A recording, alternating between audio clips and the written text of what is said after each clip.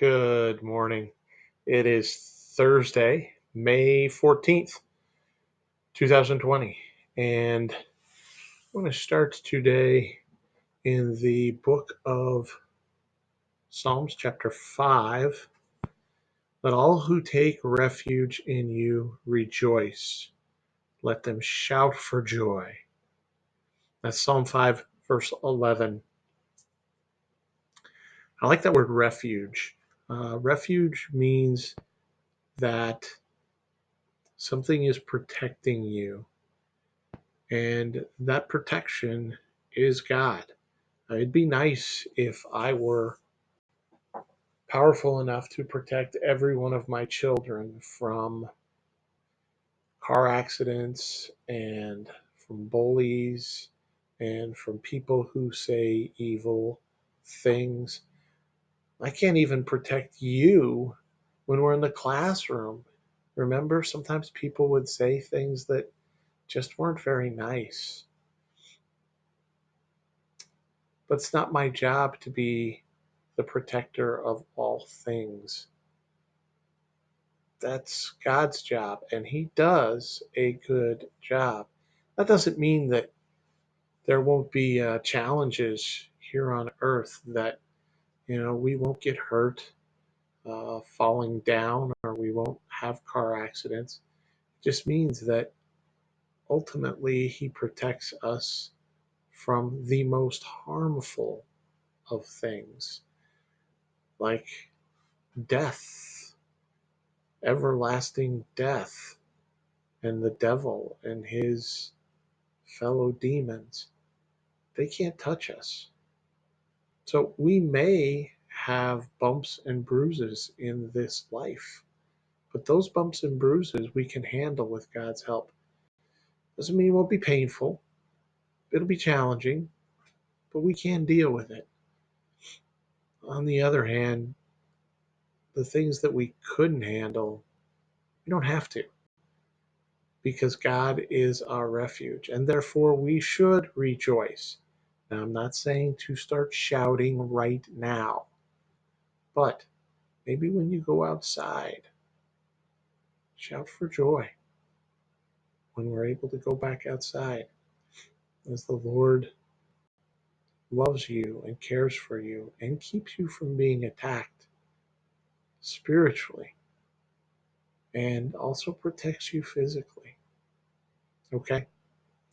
All right, let's move on.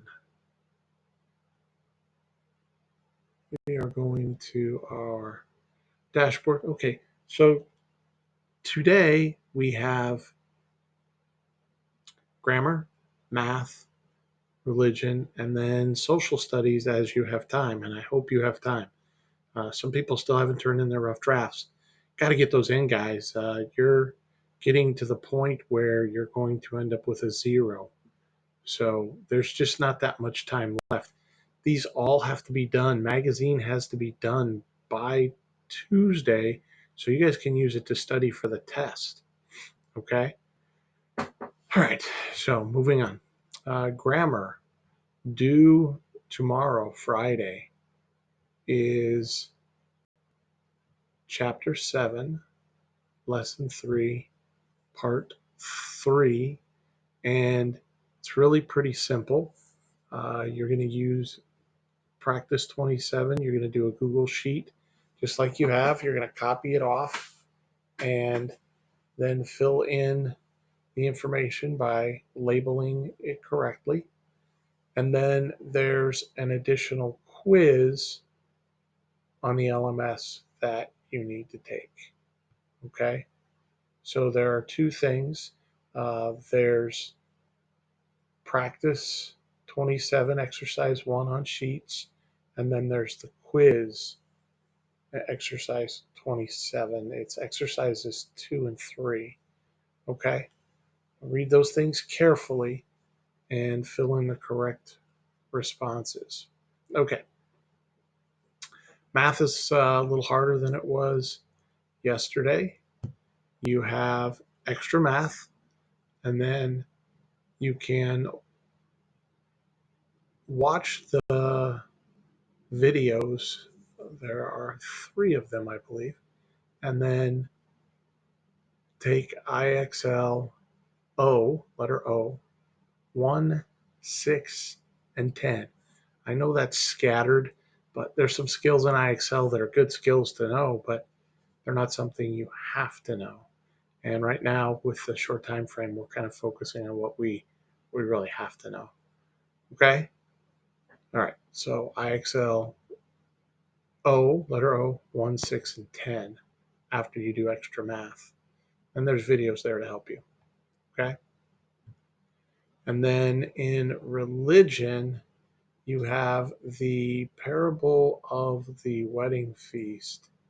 And that is actually going to be a video that you're going to watch. And I really enjoyed this video because it allowed me to really think through what had happened and try and supply. I felt like I was trying to supply extra information to make the video work, which really made me think twice about the, the parable.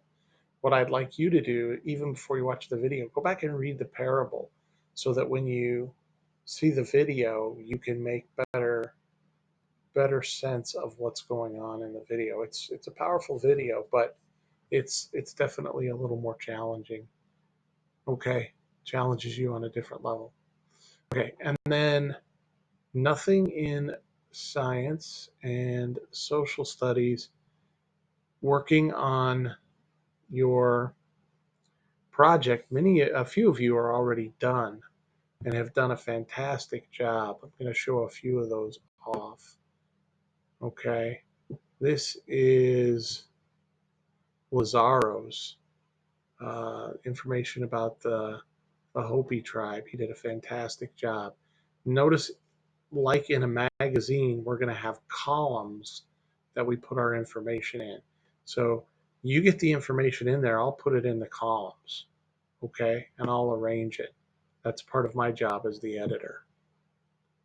Okay, and this is Trenton's. I thought he did a bang up job as well. So good graphics there, Trenton. And then Dakota's. And Dakota actually has 3 slides that she used. One for the Grand Canyon, one for Chaco Canyon, which is a fascinating place. And then she has pictures of the 2 of them, which are pretty cool. And then Colin used 3 slides and again did a good job. Saguaro cactus. Should probably get a caption down below these pictures of yours, Colin. And then this is an agave or an agave plant. I should look up how you pronounce that, but that's pretty cool. These things can grow up to 30 feet tall. Pretty amazing. And then we have this particular wildflower. It's verbenas, I believe, sandpaper verbena. And that's, well, I'm not gonna spoil it for you. I'll let you guys do the work of studying it. And then get out of that. That's not what I wanted. Colin already did this. He filled in the bibliography. Don't forget to do that. Okay, I see that Caleb's got his stuff here, but he didn't. You haven't input any of the information into the slide, into your slide, Caleb. So I got nothing there for you. As soon as you get it in, I'll take care of it. I know a few of you are done. You just haven't taken the time to finish and put your information in. So bibliography is probably going to be a couple of pages long. That's not a big deal. But I do want you to make sure you get your information in and get your information put into the bibliography. I think Colin and Caleb are the only 2 who've done that.